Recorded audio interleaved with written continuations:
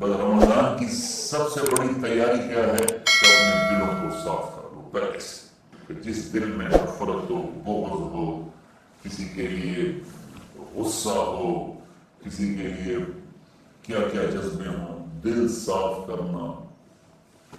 ہمارے گھروں میں روزانہ جھاڑو ہوتا ہے، یہاں مدرسے میں روزانہ صفائی ہوتی کہ نہیں ہوتی؟ کیونکہ دنیا کی اصل گندگی ہے تو جھاڑو ہاتھ سے نہیں چھوٹ سکتا۔ حرم شریف میں دیکھا کیسے چاروں طرف خدام پھر رہے ہوتے ہیں برش لے کر، تو دل پہ غبار ایسے آتا ہے جیسے صحن میں غبار آتا ہے، دل پہ گندگی ایسے آتی ہے جیسے صحن میں آتی ہے۔ تو ہم نے نظام بنایا ہوا ہے، لوگ مقرر ہیں وہ روزانہ جھاڑو دیتے ہیں۔ تمہارا دل ایک آنگن ہے، ایک صحن ہے، اس میں بغض، نفرت، حسد، پتہ نہیں کیا کیا گندگیاں آئیں گی اور آتی رہیں گی۔ بچوں ایک کام کرو، جھاڑو پکڑ صاف کرو۔ یا اللہ معاملہ تجھ سے کرنا ہے، لوگوں سے نہیں۔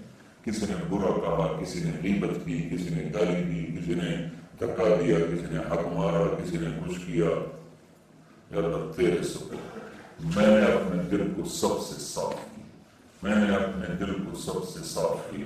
یہ اتنی بڑی عبادت ہے کہ بڑے بڑے نفلوں والے، تہجد والے، حج عمرے روزے والے تمہیں نہیں پکڑ سکیں، کیونکہ اس کا کرنے والا دنیا میں کوئی نہیں۔ نفل پڑھنے والے تو بے شمار ہیں، عمرے کرنے والے بے شمار ہیں، علماء بے شمار ہیں، حاجی بے شمار ہیں، سخاوت کرنے والے بے شمار ہیں، لیکن اس ٹکڑے کو صاف کرنے والا لاکھوں میں ایک بھی نہیں۔ مشکل کام آپ یہ سیکھیں، صاف کرو، صاف کرو، صاف کرو۔ یہ رمضان کی سب سے بڑی تیاری اور علم کو حاصل کرنے کی سب سے بڑی چابی ہے کہ اپنے دل کو کھلا کر لو۔ کوئی چیز خالی ہوگی تو کچھ آئے گا۔ جس دل میں بغض بھرا ہو، نفرت بھری ہو، حسد بھرا ہو، کینہ بھرا ہو، اس میں خاک ہے، اس میں جو علم کی ایک کرن بھی نہیں آئے، اس زبان سے چاہے تیرے مرضی ہوتی بکے، دل اس کا اندھا ہو۔ لا تعمل الابصار ولكن تعمل القلوب التي في الصدور۔ یہ آنکھوں سے اندھے نہیں، دل سے اندھے ہیں۔ تو بچوں اپنے دل کو صاف کرنا سیکھو۔ وہ کتنی مشہور حدیث ہے، آپ نے کہا اس دروازے سے ایک جنتی آ رہا ہے، ایک انصاری صحابی داخل ہوئے، جوتا ہاتھ میں، داڑھی میں وضو کا پانی۔ اگلے دن اس دروازے سے ایک جنتی آ رہا ہے، تو ایک صحابی آئے، ہاتھ میں جوتا، داڑھی میں وضو کا پانی، وہی صحابی۔ اگلے دن اس دروازے سے ایک جنتی آ رہا ہے، تو وہی صحابی 3 دن جنت کی بشارت لی۔ اس صحابہ کی جماعت میں ایک شخص ہیں جن کا نام ہے عبداللہ بن عمرو بن عاص۔ ان سے بڑا عبادت گزار صحابہ میں کوئی نہیں تھا، نہ سابقین میں، نہ متاخرین میں، نہ پہلوں میں، نہ بعد والوں میں۔ ان کی عبادت کیا تھی؟ ساری رات جاگنا، سارے دن کا روزہ، اور ایک ختم قرآن صبح سے شام۔ اتنی اللہ نے طاقت دی تھی۔ پھر وہ غلوب والی بات آتی،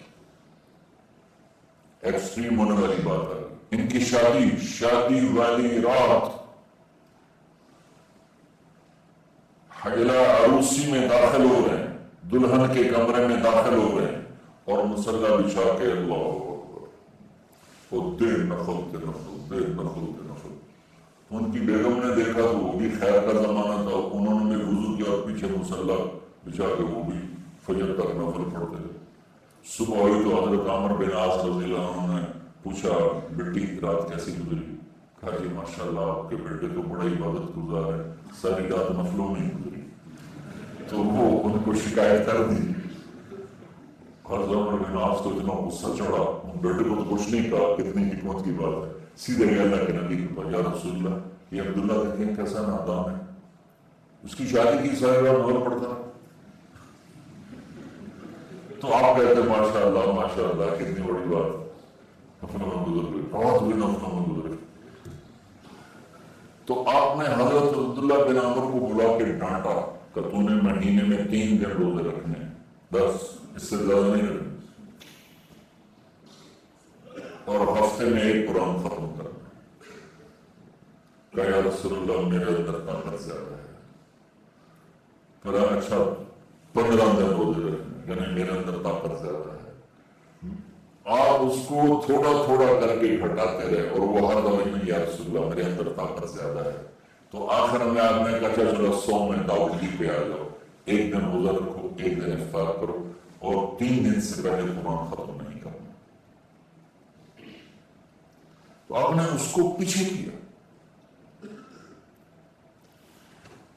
یہ بیٹھے تھے اس محفل میں، ان کے دل میں آیا کیا یہ بزرگ مجھ سے زیادہ عبادت کرتے، رات میں ساری جاگتا ہوں، دن روزہ رکھتا ہوں، 1 ختم کرتا ہوں، تو جنت کی بشارت تو مجھے ملنی چاہیے تھی، ان کو کیسے مل گئی؟ یہ کسی کتاب میں نہیں لکھا کہ یہ ان کا جذبہ تھا، لیکن جو کہ میں ان کی سیرت کو جانتا ہوں تو مجھے خیال آتا ہے کہ ان کی نفسیات میں یہ بات آئی ہوگی، کیونکہ صرف انہیں کو خیال آیا کہ میں جا کے دیکھتا ہوں کہ یہ بزرگ کیا کرتے ہیں۔ تو ان کے پاس پہنچ گئے، چاچا ذرا، وہ ادھیڑ عمر تھے، چاچا وہ میرے ابا تھوڑے ناراض ہیں، تو کچھ دن آپ کے پاس گزاروں کا بیٹا، بسم اللہ آ جاؤ۔ اب رات ہوتے ہی عشاء کی نماز پڑھ کے میں جلدی سے چادر اوپر لی اور یوں سراغ کر کے ان چاچے کو دیکھنے لگے کہ اب یہ کیا ساری رات سجدہ کرے گا، اور ساری رات روتے روتے روتے روتے مسلح گلا ہو جائے گا، یا ساری رات رکوع کرے گا، ساری رات قیام کرے گا، ساری رات قرآن پڑھے گا، اس تصور سے یوں دیکھ کر۔ اور وہ بزرگ صحابی تشریف لائے، سرانے کے ساتھ رکھا اللہ بسم کا منہ تو آئی ہو گئے۔ اب یہ دیکھ رہے ہیں ابھی اٹھیں گے، ابھی اٹھیں گے، ابھی اٹھیں گے، فجر کی اذان پر اٹھے۔ اب یہ تو حیران پریشان ہو گئے، یہ کیا؟ اس زمانے میں تو منافق تہجد نہیں چھوڑتے تھے ڈر کے مارے کہ پتہ نہ چل گیا ہمارے کفر کا۔ تو یہ چاچا جنت بھی لے گیا تو ستا بھی گیا، تو چلو کل دیکھوں گا۔ اگلی رات پھر چادر سر پہ کر کے یوں سراغ کر کے بیٹھ لیٹے ہوئے اور دیکھ رہے، چاچا پھر تشریف لیا، سرانے پہ سر رکھا، اللہ بسم کا منہ تو آ گیا، ہو گئے۔ فجر کی اذان پہ اٹھے، یہ اور پریشان ہو گئے کہ میرا نبی کا فرمان تو سچا ہے، اس میں تو شک بھی کفر ہے، لیکن عمل کیا ہے جس پر اس کو جنت کی بشارت ملی؟ 2 رکعت نفل بھی۔ اور آج کے دور میں تم میں سے ماشاءاللہ اکثر بچے تہجد پڑھتے ہیں کہ 1 رات اور دیکھ لوں گا، اللہ بسم کا منہ تو آ گیا، ساری رات۔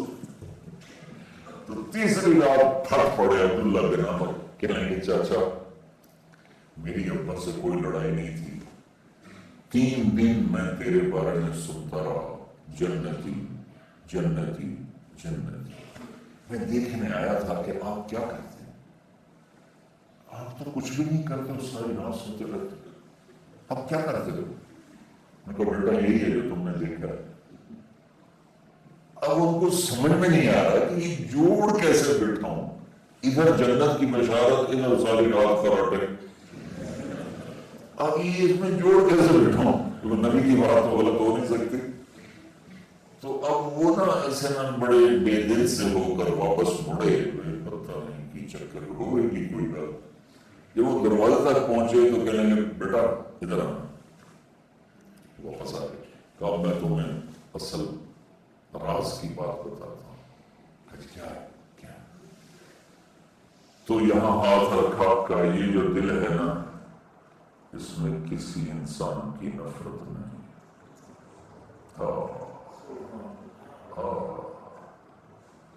اور جب اللہ کسی کو رزق دیتا ہے، عزت دیتا ہے، مجھے کبھی حسد نہیں ہوا، مجھے خوشی ہوتی۔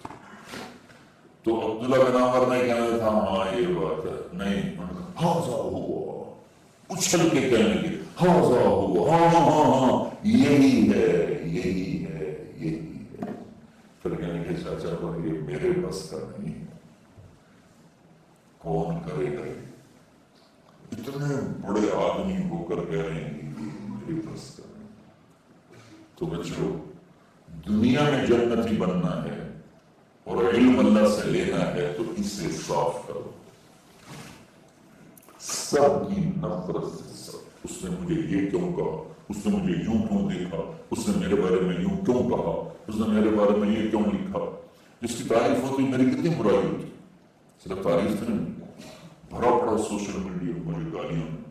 اللہ کے فضل سے میرے دل میں ایک ذرہ کے برابر کبھی کوئی منفی جذبہ نہیں آیا۔ آج تو میں دھو کے صاف کر دیتا ہوں، یا اللہ میں نے اپنے دل کو صاف کیا، میرا معاملہ تیرے ساتھ ہے، کسی کے ساتھ۔ یہ یاد، رمضان کی سب سے بڑی تیاری، علم کے حاصل کرنے کا سب سے بڑا ہتھیار آپ کو یہ نہیں کہ تمہیں کتابیں یاد ہو جائیں، تمہیں اشعار یاد ہو جائیں۔ تو ساری امت سے کہتا ہوں رمضان کا استقبال کرو، دلوں کو صاف کر کے، نفرتوں کو مٹا کے، مذہبی نفرت، دنیا کی نفرت، رشتوں کی نفرت، بول چال کی نفرت، سیاست کی نفرت، لین دین کی نفرت، ان سب سے اپنے دل کو صاف کرو تاکہ رمضان میں اللہ نے علم اتارا، اللہ تعالیٰ کو علم عطا فرمائے، اور باقی لوگ جو عام دنیا میں زندگی گزار رہے ہیں ان کے دلوں میں اللہ رمضان کا نور اتارے اور اپنے اور ہدایت کا نور اتارے۔ یہ سب سے بڑی تیاری ہے۔ اور کسی سے گلہ ہے، غصہ ہے، ناراضگی ہے، کسی سے بولتے نہیں ہو، ابھی سے شعبان آ چکا ہے، آپ شعبان سے رمضان کی تیاری شروع فرما دیتے تھے۔ تو اس کی تیاری کیا ہے؟